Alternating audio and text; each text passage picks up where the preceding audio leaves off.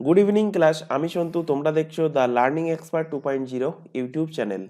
তোমাদের সামনে যে কেপিএসআই এবং সার্জেন্টের এক্সাম আসতে চলেছে, তার জন্য জিকেজিএস এর ওপরে 7 নম্বর ক্লাস প্রোভাইড করা হচ্ছে। তো এর আগে অলরেডি আমরা কিন্তু 6টা ক্লাস কভার করে নিয়েছি, এবং তোমাদের আজকে সকালে যখন 6 নম্বর ক্লাস হয়েছিল তখন বলেছিলাম যে মেডিকেল হিস্ট্রির যে সেকেন্ড পার্ট সেটা আমরা আজকে সম্ভবত বিকালে কিংবা সন্ধ্যাবেলায় নিয়ে আসবো। তো সেই পার্টটাই আজকে নিয়ে আসা হয়েছে, অর্থাৎ তোমাদের মেডিভেল হিস্ট্রির second part Mughal dynasty, Mughal সাম্রাজ্যের ওপর থেকে যত কোশ্চেন আছে সব কোশ্চেনগুলোই কিন্তু তোমাদের এই ক্লাসে কভার করানো হবে। তাই প্রত্যেককে বলছি প্রথম থেকে শেষ পর্যন্ত ক্লাসটা দেখবে। ক্লাসটা যদি প্রথম থেকে শেষ পর্যন্ত দেখো, অবশ্যই যদি মুঘল সাম্রাজ্য থেকে কোশ্চেন আসে তো এর মধ্যে থেকে তোমরা কমন পাবে। আর একটা কথা, এর আগে অলরেডি কিন্তু 6টা ক্লাস জিকেজিএস এর উপর থেকে হয়ে গেছে। সেগুলো যদি না দেখে থাকো, উপরে আই বাটনে একটা লিঙ্ক শো হচ্ছে, অথবা এই ক্লাসের ডেসক্রিপশন বক্সটা ফলো করো, তার মধ্যে কিন্তু লিঙ্ক প্রোভাইড করা আছে প্লে লিস্টের। সেটার উপরে ক্লিক করলে পরপর যে ক্লাসগুলো হয়ে গেছে অলরেডি এতদিন, সেই ক্লাসগুলো তোমরা পরপর দেখে নিতে পারবে। আরেকটা কথা বলছি, তোমরা এই জিকে ক্লাসের পাশাপাশি কারেন্ট অ্যাফেয়ার্সের যে ক্লাসটা করানো হচ্ছে সকালে, কারেন্ট অ্যাফেয়ার্সের ক্লাসটাও ফলো করবে। কারেন্ট অ্যাফেয়ার্সের এখন কিন্তু তোমাদের জুলাই থেকে ডিসেম্বর মাস পর্যন্ত কারেন্ট অ্যাফেয়ার্সের সেশনটা চলছে, যার মধ্যে জুলাই এবং আগস্ট এবং সেপ্টেম্বর 3টে মাস কিন্তু অলরেডি কমপ্লিট হয়ে গেছে। তাছাড়া জানুয়ারি 2023 থেকে জুন 2023 পর্যন্ত কারেন্ট অ্যাফেয়ার্স সেশনটাও কিন্তু কমপ্লিট করা আছে। এই চ্যানেলের প্লে লিস্ট অপশানে দেখো, তার মধ্যে তোমরা পেয়ে যাবে। সেখান থেকে অবশ্যই কারেন্ট অ্যাফেয়ার্স ক্লাসগুলো করে নেবে, কারণ কারেন্ট অ্যাফেয়ার্স থেকেও তোমাদের অনেক কোশ্চেন থাকবে। তো শুরু করছি আজকে তোমাদের 7 নম্বর জিকেজিএস এর ক্লাস, মুঘল ডাইনাস্টি। তো 7 নম্বর জিকেজিএস এর ক্লাসে ফার্স্ট কোশ্চেন দেখো, মুঘল সাম্রাজ্যের প্রতিষ্ঠাতা কে ছিলেন? তো মুঘল সাম্রাজ্যের প্রতিষ্ঠাতা ছিলেন বাবর। তিনি কবে প্রতিষ্ঠা করেছিলেন? 1526 সালে, এবং তিনি মারা গিয়েছিলেন 1530 সালে। তো এই 1526 থেকে 1523, 1526 সালে পানিপথের যুদ্ধের মাধ্যমে তিনি কিন্তু মুঘল সাম্রাজ্যের প্রতিষ্ঠা করেছিলেন ভারতে। তো এই 1526 থেকে 1530 প্রত্যেকটা সালে কোনো না কোনো ঘটনা হয়েছে, এবং এখান থেকে কিন্তু কোশ্চেন আসে। তো প্রতিটা কোশ্চেনই কিন্তু পরপর তোমাদের রাখা হয়েছে। চলে আসো সেকেন্ড কোশ্চেন, বাবরের জন্মস্থান কোথায়? কোথায় বাবর জন্মগ্রহণ করেছিলেন? তো তিনি আফগানিস্তানের ফারগানাতে জন্মগ্রহণ করেছিলেন। 14 ফেব্রুয়ারি 1483 সালে তিনি জন্মগ্রহণ করেছিলেন, এবং এনার বাবা ছিলেন তৈমুর বংশের, আর এনার মা ছিলেন মাঙ্গোলিয়ান বংশের। পরের কোশ্চেনে আসো, পানিপথের প্রথম যুদ্ধ কার কার মধ্যে এবং কবে হয়েছিল? তো পানিপথের প্রথম যুদ্ধ 21 এপ্রিল 1526 সালে হয়েছিল। এখন তোমাদের এক্সামে যে সমস্ত লেভেলের কোশ্চেন দিচ্ছে, সেখানে কিন্তু তোমাদের পুরো ডেট সমেত কোশ্চেন দিচ্ছে। সুতরাং কোন ডেটে হয়েছিল, যেগুলো আমি স্পেশালি বলে দিচ্ছি যে এই যুদ্ধ বা এই জিনিসের ডেট সমেত কিন্তু সালটা মনে রাখতে হবে। তো তোমাদের কিন্তু সেইগুলো অবশ্যই ডেটগুলো মনে রাখতে হবে। তাহলে পানিপথের প্রথম যুদ্ধ কবে হয়েছিল? পানিপথের প্রথম যুদ্ধ হয়েছিল 1526 সালে 21 এপ্রিল। কোথায় হয়েছিল? হরিয়ানা জেলার পানিপথে এই যুদ্ধটা হয়েছিল। কার কার মধ্যে হয়েছিল? হয়েছিল বাবর এবং ইব্রাহিম লোদির মধ্যে। এই যুদ্ধে জয়লাভ কে করেছিল? জয়লাভ করেছিল বাবর, এবং বাবর জয়লাভ করাতে লোদি বংশের কিন্তু সমাপ্তি ঘটে, এবং শুরু হয়ে যায় ভারতে মুঘল সাম্রাজ্য। তাহলে ভারতে মুঘল সাম্রাজ্যের প্রতিষ্ঠাতাকে যদি কোশ্চেন দেয়, তো অ্যান্সার কি হবে? অ্যান্সার হবে বাবর। চলে আসো পরের কোশ্চেন, খানোয়ার যুদ্ধ কবে এবং কাদের মধ্যে হয়েছিল? আচ্ছা, এক্ষুনি বললাম যে 1526 সালে পানিপথের যুদ্ধ জেতার পর 1526 থেকে 1530 সালে বাবর মারা গিয়েছিল। তো এর মধ্যে প্রত্যেকটা বছর একটা একটা কিন্তু যুদ্ধ হয়েছিল, ইম্পর্টেন্ট যুদ্ধ, কোশ্চেন দেয়। তো সেই যুদ্ধগুলো এখানে লেখা আছে, তো সেগুলো মনে রাখার একটা শর্টকাট ট্রিক্স আমি তোমাদের বলে দিচ্ছি। আর ট্রিক্সটা অ্যাপ্লাই করলে হয়তো তোমরা মনে রাখতে পারো। এবার ট্রিক্স তোমরা মনে রাখতেও পারো, নাও মনে রাখতে পারো, সেটা তোমাদের ব্যাপার, বা তোমরা তোমাদের পছন্দ মতো মনে রাখতে পারো। তো যাই হোক, ট্রিক্সটা দেখো। 1526, একটু হিন্দি ল্যাঙ্গুয়েজ এখানে ইউজ করব। 1526 মে পানি খায়া বাবর, 1526 মে পানি খায়া। 1527, 1527 মে খানা খায়া। আগে ট্রিক্সটা লিখে নিই, তারপর বুঝিয়ে দিচ্ছি জিনিসটা। 1528 মে চাঁদ দেখা। 1529 29 में घर गया,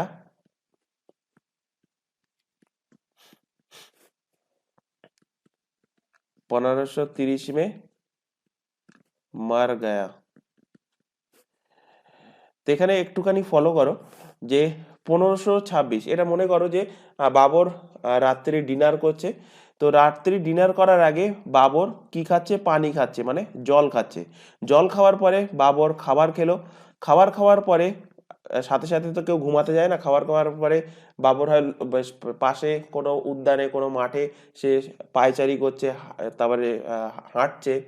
তো সেই হাঁটতে হাঁটতে সে রাতের আকাশে চাঁদ দেখতে পেলো। তো সেখান থেকে মাথায় রাখবে চাঁদ দেখা। তো হাঁটার পরে বাবর ঘরে চলে আসলো। ঘরে চলে এসে বাবর শুয়ে পড়লো এবং শুয়ে পড়ে বাবর সেই ঘুমানোর মধ্যে মারা গেল। তো এইভাবে মনে রাখতে পারো। তো 1526 সালে পানি খায়া, তো পানি থেকে কি? পানি থেকে পানিপথের যুদ্ধ। খানা খায়া, খানা খায়া থেকে মনে রাখবে খানোয়ার যুদ্ধ।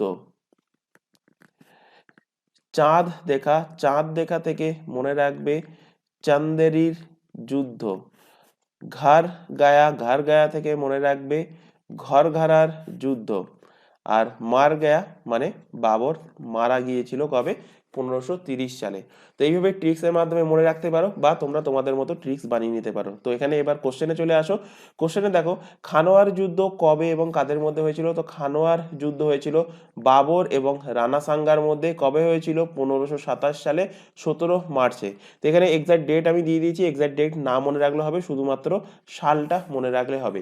এবং এই যুদ্ধে কে জয়লাভ করেছিল? জয়লাভ করেছিল বাবর। চলে আসো পরের কোশ্চেন, চান্দেরির যুদ্ধ। চান্দেরির যুদ্ধ কবে কাদের মধ্যে হয়েছিল? হয়েছিল বাবর এবং মেদিনী রায়ের মধ্যে, এবং এই যুদ্ধেও বাবর জয়লাভ করে। কবে হয়েছিল? 1528 সালে। পরের কোশ্চেন দেখো ঘরঘরার যুদ্ধ কবে এবং কাদের মধ্যে হয়েছিল? তো ঘরঘরার যুদ্ধ বাবর এবং আফগানদের মধ্যে হয়েছিল। কবে হয়েছিল? 1529 সালে বাবর এবং আফগানদের মধ্যে ঘরঘরার যুদ্ধ হয়েছিল। আর বাবর কবে মারা যান? বাবর মারা যান 1530 সালে। তাহলে ট্রিক্স কি বলে দিলাম? ট্রিক্স বলে দিলাম 1526 মে পানি খায়া, 27 মে খানা খায়া, 28 মে চাঁদ দেখা, 29 মে ঘর গয়া, 30 মে মার গয়া। মানে রাতে সে খাবার ডিনার করতে গেল, ডিনার করার আগে সে পানি পিলো, মানে খাবার খেলো, সরি জল খেলো। তারপরে জল খাওয়ার পরে সে খাবার খেলো, খাবার খাওয়ার পরে সে পায়চারি করতে গেল।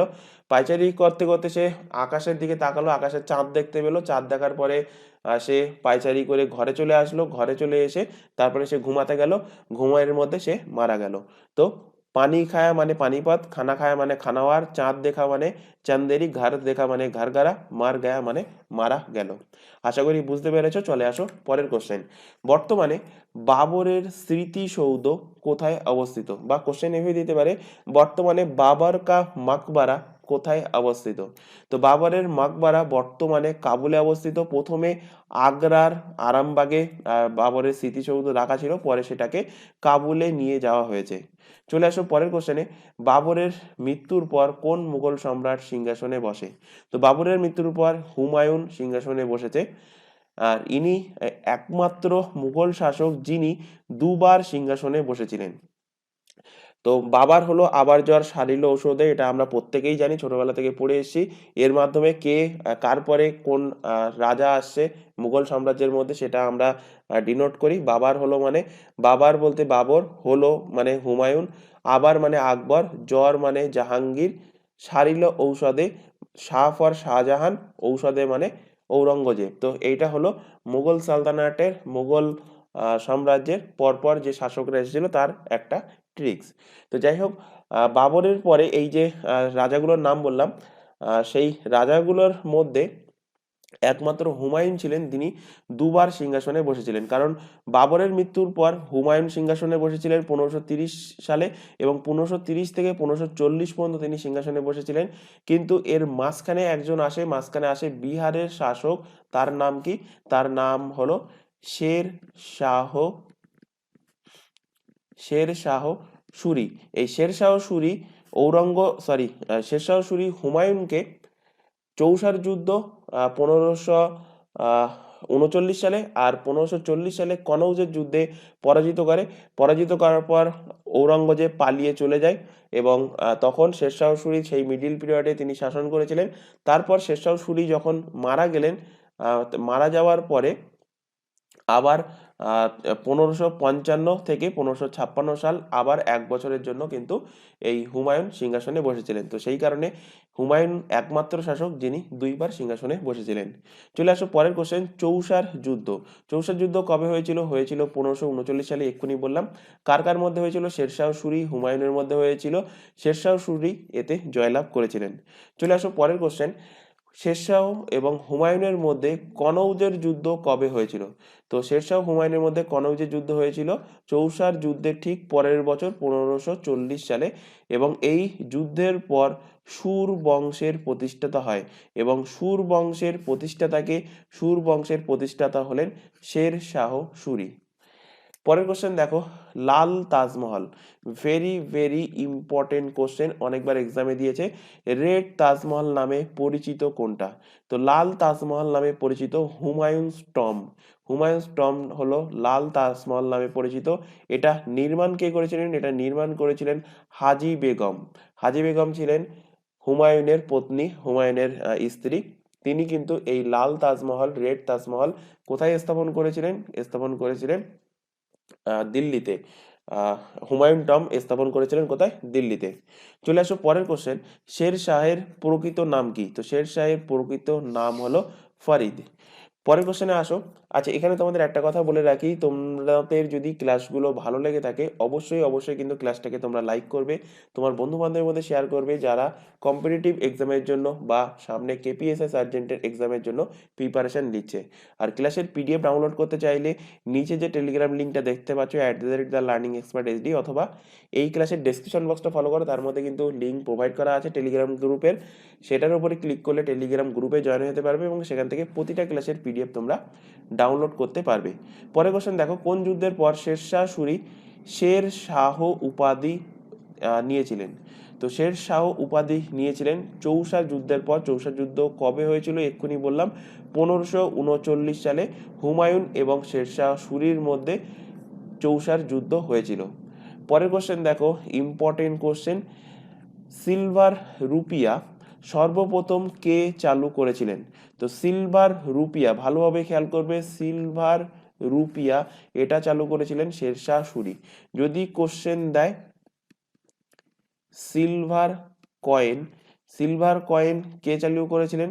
সিলভার কয়েন চালু করেছিলেন চন্দ্রগুপ্ত মৌর্য।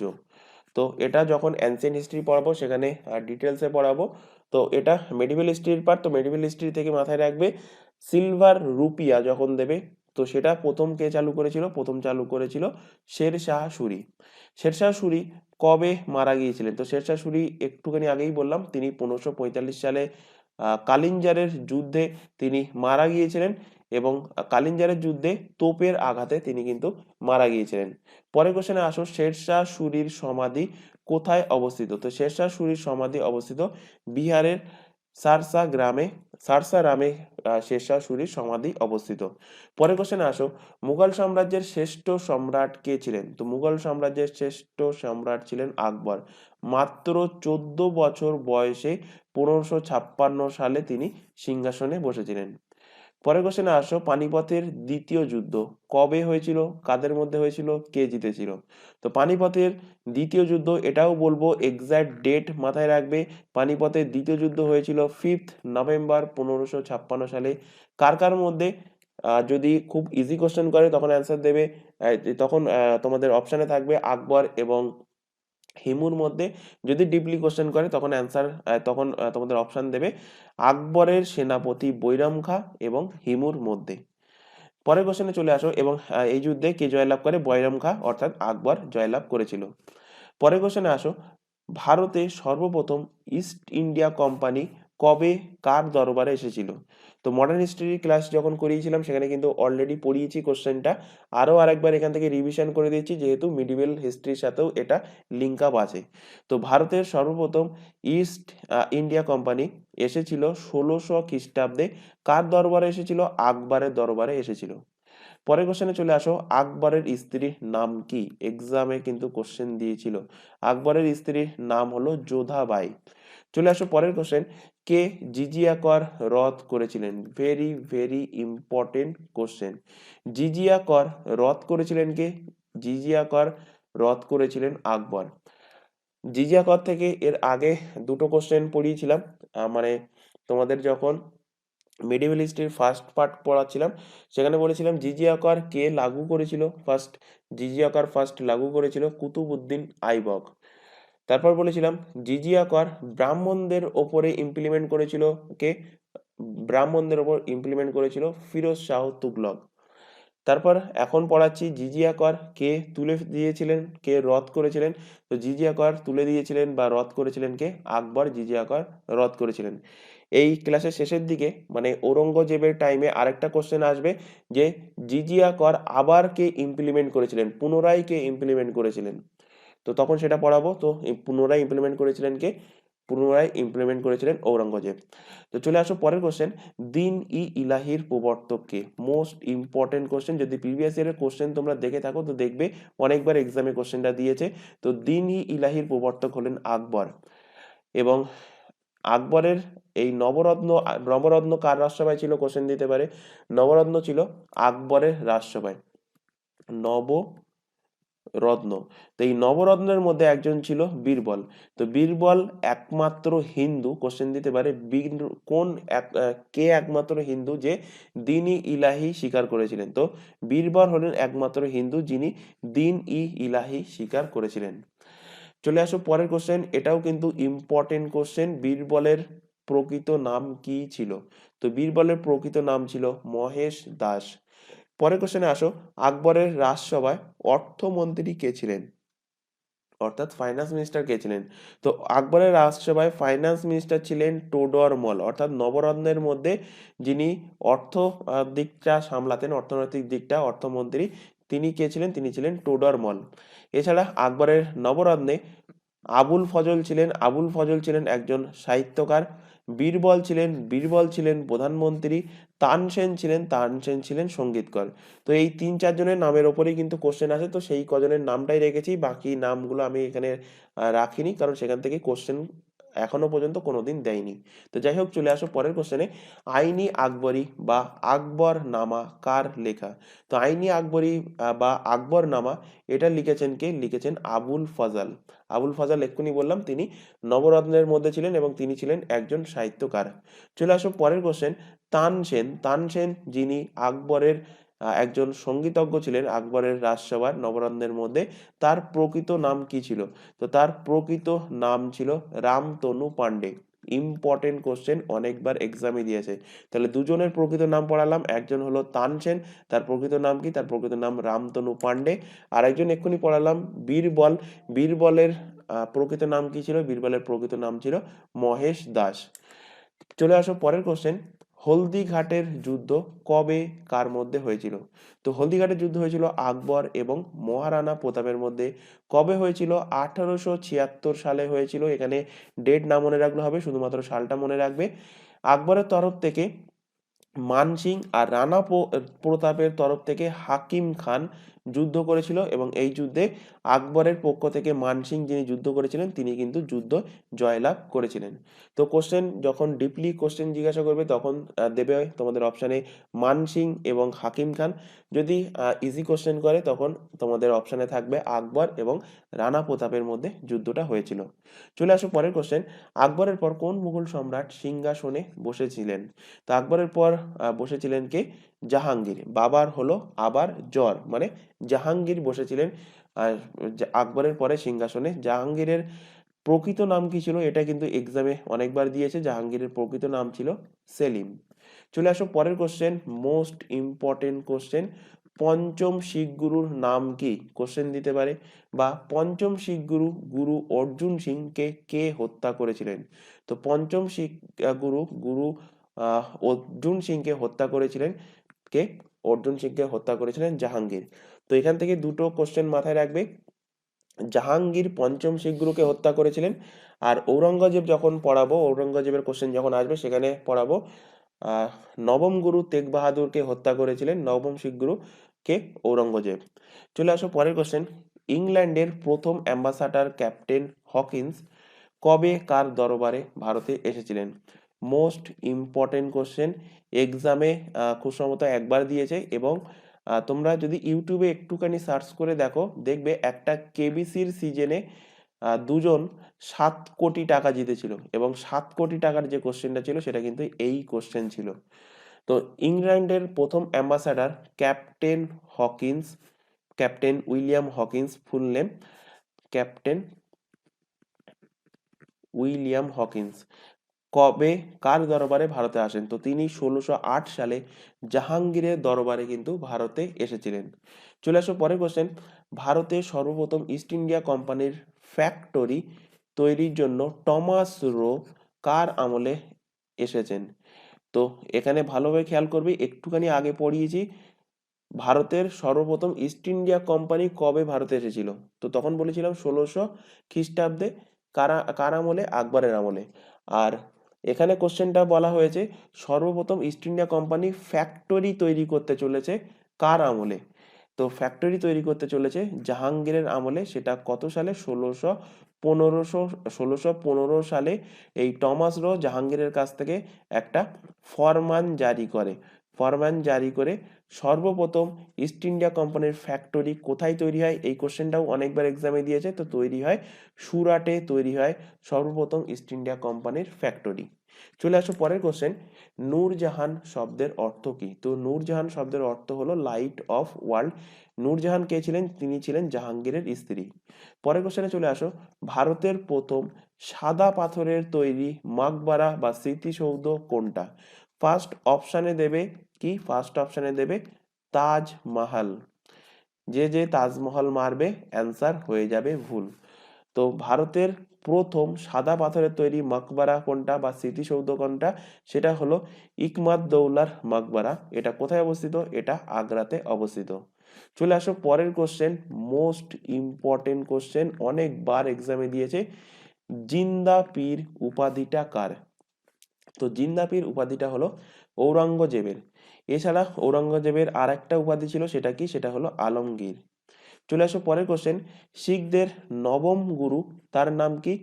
তেগ বাহাদুর। তো কোশ্চেনটা এইভাবে দিতে পারে, শিখদের নবম গুরুর নাম কি? নবম গুরুর নাম হলো তেগ বাহাদুর। এই তেগ বাহাদুরকে কে হত্যা করেছিলেন? তো হত্যা করেছিলেন ঔরঙ্গজেব।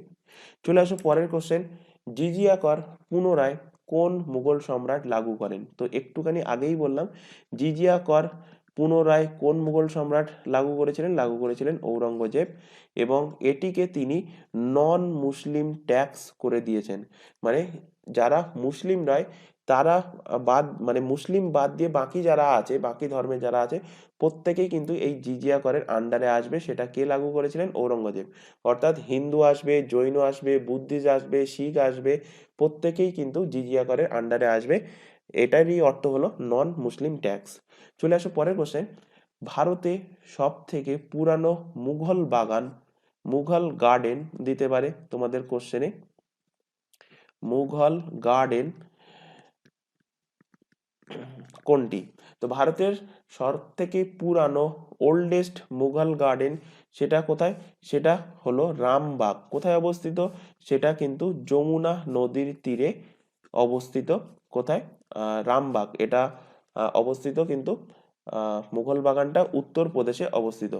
কবে তিনি এস্টাবলিশ করেছিলেন?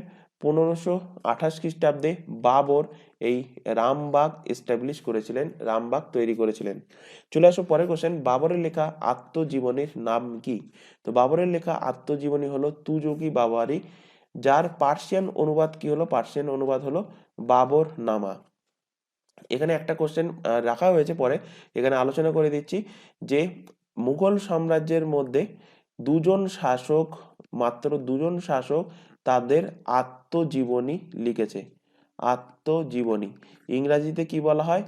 Auto bio. অটো মানে আত্ম, মানে অটো মানে নিজ, নিজের, বায়ো মানে তার জীবনী, আর গ্রাফি, গ্রাফি মানে লেখা, মানে নিজের জীবনী লেখা, অর্থাৎ আত্মজীবনী।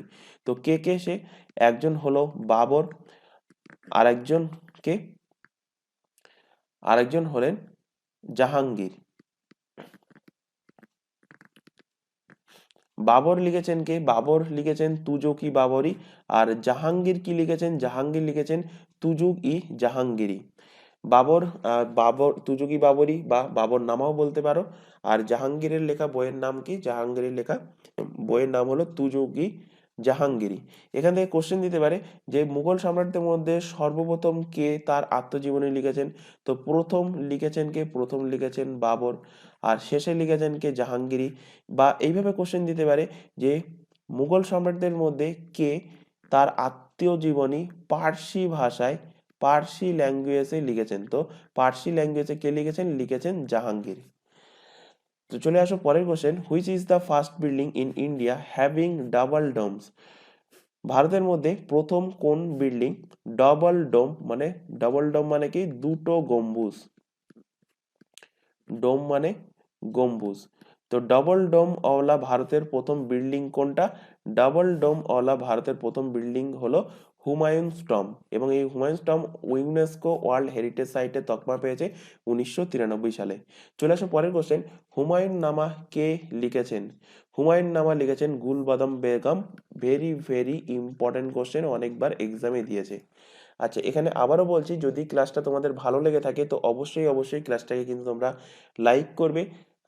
চ্যানেলে সাবস্ক্রাইব না করে থাকলে চ্যানেলটাকে সাবস্ক্রাইব করে নেবে এবং তোমাদের বন্ধু বান্ধবের মধ্যে শেয়ার করবে যারা কম্পিটিটিভ এক্সামের জন্য প্রিপারেশন নিচ্ছে।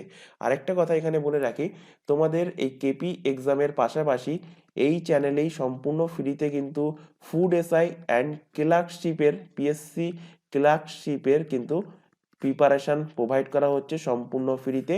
তো সেই ক্লাসটাও কিন্তু এর পাশাপাশি চলছে। যদি তোমরা সেই ক্লাস না দেখে থাকো তো অবশ্যই এই চ্যানেলের প্লে লিস্ট থেকে সেই ক্লাসগুলো তোমরা দেখে নিতে পারবে। আর এই চ্যানেলে অনেক এক্সামের জন্য, স্টেটের এক্সাম বা সেন্ট্রালের এসএসসি যে সমস্ত এক্সামগুলো নেওয়া হয়, প্রতিটা এক্সামের জন্য কিন্তু সম্পূর্ণ ফ্রিতেই তোমাদের এখানে থেকে প্রিপেয়ার করা হয়, প্রিপারেশন প্রোভাইড করা হয়। তো তোমরা যদি সেই সমস্ত ব্যাচে অ্যাড হতে চাও তো নিচে যে হোয়াটসঅ্যাপ নাম্বারটা দেখতে পাচ্ছ 9933434203, এই নাম্বারে আমাদেরকে ইনফর্ম করো, তাহলে কিন্তু তোমাদেরকে নির্দিষ্ট ব্যাচে অ্যাড করিয়ে নেওয়া হবে। চলে আসো পরের কোশ্চেন, গ্র্যান্ড ট্যাঙ্ক রোড কে বানিয়েছিলেন? মোস্ট ইম্পর্টেন্ট কোশ্চেন এবং অনেকবার এক্সামে দিয়েছে। গ্র্যান্ড ট্যাঙ্ক রোড বানিয়েছিলেন শের শাহ সুরি। এটি বর্তমানে কলকাতা থেকে, আগে বাংলাদেশ থেকে পাকিস্তান পর্যন্ত বিস্তৃত ছিল, কিন্তু বর্তমানে কলকাতা থেকে পাকিস্তানের পেশোয়ার পর্যন্ত বিস্তৃত। যদিও এই যে রিপোর্টটা, বর্তমানের যে রিপোর্টটা, এটা আমি গুগল সার্চ করে করেছি, সুতরাং এটা সঠিক কিনা এটা একটুখানি আমার ডাউট আছে। কিন্তু কোশ্চেন যদি আসে যে বাংলাদেশ থেকে পাকিস্তান পর্যন্ত বিস্তৃত, তো আগে যখন শেরশাহ সূরি রাস্তা বানিয়েছিলেন সেই টাইমে গ্র্যান্ড ট্যাঙ্ক রোড বাংলাদেশ থেকে পাকিস্তানের পেশোয়ার পর্যন্ত কিন্তু বিস্তৃত ছিল। এবং বর্তমানে গ্র্যান্ড ট্যাঙ্ক রোডের যে নাম রাখা হয়েছে সেটা হলো ন্যাশনাল হাইওয়ে নাম্বার 2, NH2। চলে আসো পরের কোশ্চেন, দিল্লির পুরানা কিলা কে বানিয়েছিল? তো দিল্লির পুরানা কিলা দুজন মিলে বানিয়েছিলেন, হুমায়ুন এবং শেরশাহ। অর্থাৎ হুমায়ুন এর কাজটা শুরু করেছিলেন আর শেরশাহ এই পুরানা কিলা বানানোর কাজটা শেষ করেছিলেন। চলে আসো পরের কোশ্চেন, মোস্ট ইম্পর্টেন্ট কোশ্চেন, পাটলিপুত্রের নাম কে পাটনা রেখেছেন? তো পাটলিপুত্রের নাম পাটনা রেখেছেন শেরশাহ সুরি। চলে আসো পরের কোশ্চেনে, খুনি দরওয়াজা যেটি লাল দরজা নামেও পরিচিত সেটি কে বানিয়েছিল? তো খুনি দরওয়াজা বা লাল দরওয়াজা এটা বানিয়েছিল কে? বানিয়েছিল শেরশাহ সুরি। পরের কোশ্চেনে চলে আসো, Fatehpur Sikri, most most important question, Fatehpur Sikri আর বুলান দরওয়াজা, এই ফতেপুর সিকরি আর বুলান দরওয়াজা কে বানিয়েছিলেন? বানিয়েছিলেন আকবর। বুলান দরওয়াজাটা মোস্ট ইম্পর্টেন্ট এই কারণে, এই বুলান দরওয়াজাটা কেন বানানো হয়েছিল? বুলান দরওয়াজাটা বানানো হয়েছিল আকবর গুজরাটে যখন তিনি আক্রমণ করেছিলেন, সেই গুজরাটে আক্রমণ করার পর গুজরাট জয়ের জন্য তিনি এই দরজাটা বানিয়েছিলেন। এছাড়া এই দরজাটার আরেকটা স্পেশালিটি আছে, এটা ভারতের সব থেকে উঁচু গেটওয়ে, ইন্ডিয়াস টলেস্ট গেটওয়ে। যদি কোশ্চেন দেয় ইন্ডিয়াস টলেস্ট গেটওয়ে, তো সেটা কোনটা? সেটা হবে এই বুলান্দ দরওয়াজা। এটা কোথায় অবস্থিত? এটা উত্তরপ্রদেশের ফতেপুর সিকরিতে অবস্থিত। চলে আসো পরের কোশ্চেন, আগ্রা ফোর্ট কে বানিয়েছিলেন? এখান থেকে ম্যাক্সিমাম ক্যান্ডিডেটের এই কোশ্চেনটা গুলিয়ে যায়। আগ্রা ফোর্ট, আর একটা কি আছে, আর একটা আছে দিল্লি ফোর্ট বা একে বলা হয় রেড ফোর্ট। তো আগ্রা ফোর্ট কে বানিয়েছিল? আগ্রা ফোর্ট বানিয়েছিল কিন্তু আকবর, মাথায় রাখবে। রেড ফোর্ট কে বানিয়েছিল সেই কোশ্চেনটা আমি পরে রেখেছি, পরে পড়াবো। তো চলে আসো পরের কোশ্চেন। কোন মুঘল সম্রাট তার আত্মজীবনী পার্সিতে লিখেছেন? তো এক্ষুনি আলোচনা করলাম জাহাঙ্গীর। তার আত্মজীবনীর নাম কি? তুজোকি জাহাঙ্গীরি, এটা কিন্তু তিনি পার্সিতে লিখেছেন। পরের কোশ্চেনে চলে আসো। শুধুমাত্র দুটো মুঘল সম্রাট তাদের আত্মজীবনী লিখেছেন, সে তারা কে কে? একজন হলেন বাবর, তিনি কিন্তু সর্বপ্রথম তার আত্মজীবনী লিখেছিলেন, আর সেকেন্ড ব্যক্তি হলেন জাহাঙ্গীর, যার লেখা বইয়ের নাম হলো তুজোকি জাহাঙ্গীরি, এবং এটা পার্সিতে লেখা। পরের কোশ্চেনে চলে আসো। তাজমহল কে বানিয়েছেন? তো তাজমহল বানিয়েছেন শাহজাহান। কোশ্চেনটা অনেক পুরানো হয়ে গেছে, এখন কিন্তু এই কোশ্চেনটা দেয় না, কিন্তু ইম্পর্টেন্ট কোশ্চেন, কারণ এর আগে প্রিভিয়াস ইয়ার কোশ্চেন ঘেটে দেখলে দেখবে বহুবার এক্সামে কিন্তু এই কোশ্চেনটা দিয়েছে। এখন যে কোশ্চেনটা দেবে সেটা হলো তাজমহলের নির্মাণকারী অর্থাৎ আর্কিটেক্ট কে ছিলেন? তো তাজমহলের আর্কিটেক্ট ছিলেন উস্তাদ আহমেদ লাহোরী, ছিলেন তাজমহলের আর্কিটেক্ট। তাজমহল কার জন্য বানিয়েছিলেন? শাহজাহানের স্ত্রী মমতাজের জন্য কিন্তু তাজমহল বানানো হয়েছিল। এবং এটা কোথায় অবস্থিত? এটা অবস্থিত উত্তরপ্রদেশের আগ্রাতে তাজমহল অবস্থিত। চলে আসো পরের কোশ্চেন। দিল্লির রেড ফোর্ট কে বানিয়েছিল? এক্ষুনি বললাম কোশ্চেনটা, যে আগ্রা ফোর্ট। আগ্রা ফোর্ট যখন কোশ্চেন দেবে তখন অ্যান্সার হবে কি? আকবর। আর দিল্লি ফোর্ট যখন কোশ্চেন দেবে তখন অ্যান্সার হবে শাহজাহান। দিল্লি ফোর্ট বানিয়েছিল, অর্থাৎ দিল্লির যে রেড ফোর্ট সেটা বানিয়েছিল কে? বানিয়েছিল শাহজাহান। চলে আসো পরের কোশ্চেন, এটাও কিন্তু ইম্পর্টেন্ট কোশ্চেন। দিল্লির জামা মসজিদ, যেটা ভারতের সব থেকে বড় মসজিদ, এই জামা মসজিদ কত সালে এবং কে বানিয়েছিল? তো জামা মসজিদ 1656 সালে বানিয়েছিল কে? বানিয়েছিল শাহজাহান। চলে আসো পরের কোশ্চেন, এটাও কিন্তু ইম্পর্টেন্ট কোশ্চেন, অনেকবার এক্সামে দিয়েছে, বিশেষ করে এটা এসএসসির এক্সামে তোমরা দেখতে পাবে। বিবিকা মাকবারা, বিবিকা মাকবারা কে বানিয়েছিল? তো বিবিকা মাকবারা বানিয়েছিল ঔরঙ্গজেব, তার স্ত্রী দিলরাস বানু বেগমের জন্য কিন্তু তিনি এই বিবিকা মাকবারা বানিয়েছিলেন। এছাড়া এখান থেকে একটা কোশ্চেন দিয়েছিল, তাজ অফ ডেক্কান অর্থাৎ দক্ষিণের তাজমহল কাকে বলা হয়? এই বিবিকা মাকবারাকে দক্ষিণের তাজমহল বলা হয়। চলে আসো পরের কোশ্চেন।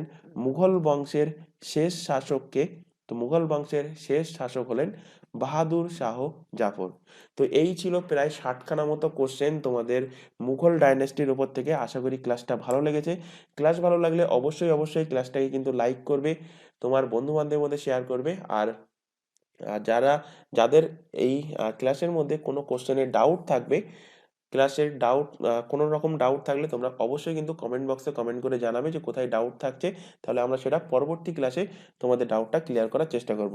তো আজকের ক্লাসটা আমরা এখানে শেষ করছি। আবারও বলছি, ক্লাসটাকে কিন্তু অবশ্যই লাইক করবে, আর তোমার বন্ধু বান্ধবের মধ্যে শেয়ার করবে যারা কেপিএসআই সার্জেন্টের পাশাপাশি আদার্স অন্যান্য কম্পিটিটিভ এক্সামের জন্য প্রিপারেশন নিচ্ছে। তো আজকের ক্লাস আমরা এখানে শেষ করছি। আজকের ক্লাস এই পর্যন্ত। নেক্সট দেখা হবে পরবর্তী ক্লাস নিয়ে। Thank you.